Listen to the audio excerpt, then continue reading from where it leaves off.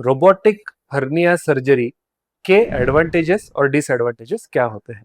What are the benefits of robotic hernia surgery? चलिए discuss करते हैं। नमस्ते, मैं doctor Aditya Kulkarni, gastro specialist, consultant, laparoscopic and robotic surgeon, Oasis Clinic Pune में practice करता हूँ और मेरा एरिया ऑफ इंटरेस्ट है complicated hernia surgery, abdominal wall reconstruction with robotics and laparoscopy. आज हम डिस्कस करेंगे एक लेटेस्ट और एडवांस्ड टेक्नोलॉजी के बारे में जो है रोबोटिक सर्जरी और इसके एप्लीकेशंस हर्निया की सर्जरी परफॉर्म करने में किस प्रकार से हमको बेनिफिट मिल सकता है। तो सबसे पहले अगर हम हर्निया को देखें तो हर्निया की ट्रीटमेंट जो होती है वो सर्जिकल रिपेयर होता है और हम उस जो गैप होता है, जो डिफेक्ट होता है हर्निया में, उसको हम क्लोज करते हैं स्टिचेस प्लेस कर और वहां पर हम जाली बिठाते हैं। तो इस सर्जरी को अलग अलग तरीके से किया जाता है। पहले ओपन सर्जरी की जाती थी जिसमें एक बड़ा कट लगाकर हम उस एरिया को अप्रोच करते हैं, वहां पर क्लोज करते हैं उस डिफेक्ट को और जाली ऊपर से बिठाते हैं। जब लेप्रोस्कोपिक सर्जरी आई यानी कि की होल सर्जरी आई तो काफी सारे लोगों ने उसमें ट्रेनिंग लेकर लेप्रोस्कोपिक हर्निया रिपेयर डिवाइस किया, जिसके टेक्निक से कम कट्स में यानी कि स्किन के ऊपर छोटे छोटे कट लगाकर हम पेशेंट के एब्डोमेन या पेट के अंदर से उस हर्निया को रिपेयर कर सकते हैं। जाहिर सी बात है, अगर कट छोटा लग रहा है तो पेन कम होगा, उसकी रिकवरी जो है पेशेंट की सर्जरी के बाद वो फास्ट होगी, रिटर्न टू वर्क या डेली एक्टिविटीज करने में जितने दिन लगते हैं वो टाइम कम हो जाता है। साथ के साथ पेन किलर्स और एंटीबायोटिक्स की रिक्वायरमेंट भी कम हो जाती है और जो कि स्किन के ऊपर जो कट है वो बहुत छोटा है, इन्फेक्शन की रिस्क भी कम हो जाती है। तो ये कुछ एडवांटेजेस है open surgery versus keyhole surgery के। अब की होल सर्जरी में latest addition to technology is robotic surgery. इसका मतलब है कि सर्जरी रोबोट के द्वारा की जाती है। रोबोट सर्जरी नहीं कर रहा है, बट ये एक सर्जन जो होता है, जैसे कि जो सर्जन है हर्निया परफॉर्म करने वाला है रिपेयर, उसको हेल्प करने के लिए एक रोबोट का असिस्टेंस मिलता है। तो it's actually robot assisted hernia surgery. तो रोबोट का यूटिलिटी क्या है और रोबोट जो होता है उसका यूज क्या है, इसको हम जरा डिटेल में देखते हैं। जो रोबोट होता है, इसके जो इंस्ट्रूमेंट्स होते हैं वो सिमिलर टू लेप्रोस्कोपी हमारे शरीर के या एब्डोमेन के अंदर छोटे छोटे कट्स यानी कि लेस देन 1 सेंटीमीटर कट्स से हम इसको अंदर डालकर जो सर्जरी होती है इसको परफॉर्म करते हैं।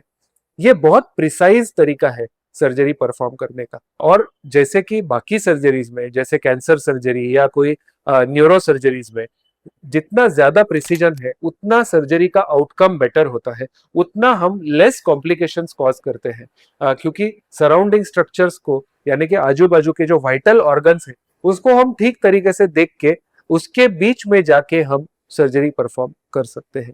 और रोबोटिक टेक्नोलॉजी से जो प्रिसीजन मिलता है, जो टिश्यूज का, ऑर्गन्स का, हर्निया के जो डिफेक्ट है उसका जो मैग्निफिकेशन हमको मिलता है, ये बहुत ज्यादा अच्छा क्वालिटी का होता है।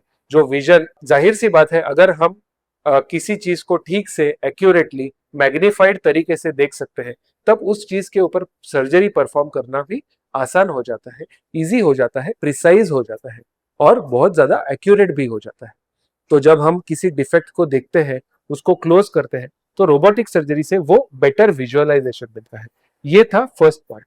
अब सेकंड पार्ट, अगर हम उन इंस्ट्रूमेंट्स की बात करें जो रोबोटिक सर्जरी में यूज होते हैं, तो इस इंस्ट्रूमेंट को इस तरह से डिजाइन किया गया है कि जैसे हमारा ह्यूमन हैंड जो है, जो ईज ऑफ मूवमेंट होती है, सूचर लगाने में, टाका लगाने में, जो हम टिश्यू के बाइट लेते हैं, जो टिश्यू को एक साथ नजदीक लाते हैं, वो जो मूवमेंट होती है वो बिल्कुल नेचुरल मूवमेंट जैसी मूवमेंट होती है। और इस मूवमेंट को करते समय सर्जन को कॉन्फिडेंस रहता है कि जो मूवमेंट हम यहाँ पेशेंट के शरीर के बाहर परफॉर्म कर रहे हैं वही मूवमेंट रोबोट के द्वारा शरीर के अंदर सेम टू सेम परफॉर्म की जाएगी।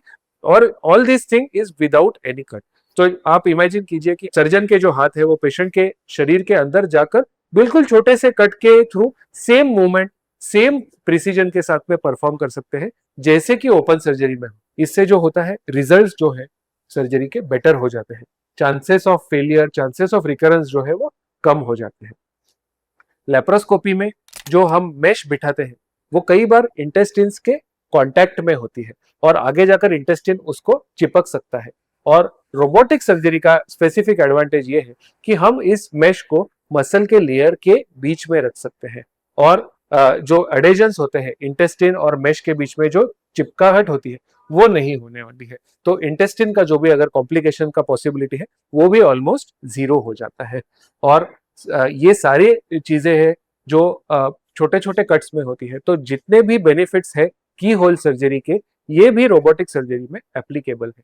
यूजुअली हमने जो देखा है वो first day after surgery patient घर चला जाता है, नॉर्मल अपना काम जो है वो 3-4 दिन में रिज्यूम कर सकता है और विद इन 1 to 2 वीक्स अपने काम पे भी जा सकता है, डेली अपना रूटीन जो है वो कर सकता है और 1 महीने के अंदर अंदर वो ड्राइविंग, जिमिंग ये सारी एक्टिविटीज परफॉर्म कर सकते हैं। इसके कुछ डिसएडवांटेज है क्या रोबोटिक सर्जरी के? तो हाँ, एक या दो चीजें मैं जरूर पॉइंट आउट करना चाहूंगा जिसे डिसएडवांटेज तो नहीं बट लिमिटेशन मैं जरूर कहूंगा। वन, करंटली रोबोटिक सर्जरी की जो है वो कॉस्टिंग लेप्रोस्कोपिक और ओपन सर्जरी से थोड़ी ज्यादा होती है क्योंकि इसकी जो इंस्ट्रूमेंट होते हैं अराउंड 10 टाइम्स तक एक इंस्ट्रूमेंट यूज किया जा सकता है, इससे ज्यादा हम उसको यूज नहीं कर सकते हैं। तो इसकी वजह से जो कॉस्टिंग होती है वो थोड़ी बढ़ जाती है। अब कितनी बढ़ती है? तो लगभग रोबोटिक सर्जरी और लेप्रोस्कोपिक सर्जरी का जो डिफरेंस है वो 20 to 25% ज्यादा हो जाता है अगर हम सर्जिकल पूरा कॉस्टिंग देखें तो। दूसरी बात है कि रोबोटिक सर्जरी ये लेटेस्ट और एडवांस टेक्नोलॉजी है तो इसके ट्रेनिंग के लिए बहुत कम सर्जन्स अवेलेबल है। जैसे कि I have been performing robotic surgery for last 5 to 6 years. तो जितने प्रोसीजर्स किए हैं, जितनी ट्रेनिंग मिली है उसकी वजह से एक कंफर्ट लेवल आ जाता है रोबोटिक सर्जरी परफॉर्म करने में। बट अगर कोई सर्जन है जो नया नया स्टार्ट कर रहा है, नया नया ट्रेनिंग ले रहा है, first time second time robotic surgery perform कर रहा है तो उसमें कॉम्प्लिकेशन की जो रिस्क होती है वो बढ़ जाती है।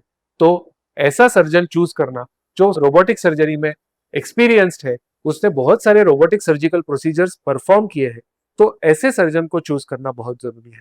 तो दिस इज वन लिमिटेशन कि not many surgeons are available जो रोबोटिक हर्निया सर्जरी परफॉर्म कर सकते हैं।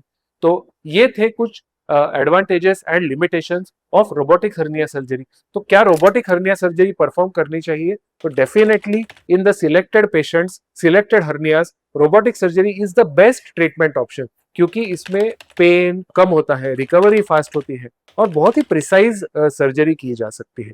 तो अगर आपको रोबोटिक हर्निया सर्जरी के बारे में कुछ भी जानकारी चाहिए तो please feel free to reach out to me. I am available at the given number या फिर आप कमेंट सेक्शन में भी मुझे मैसेज लिख सकते हैं। Thank you very much.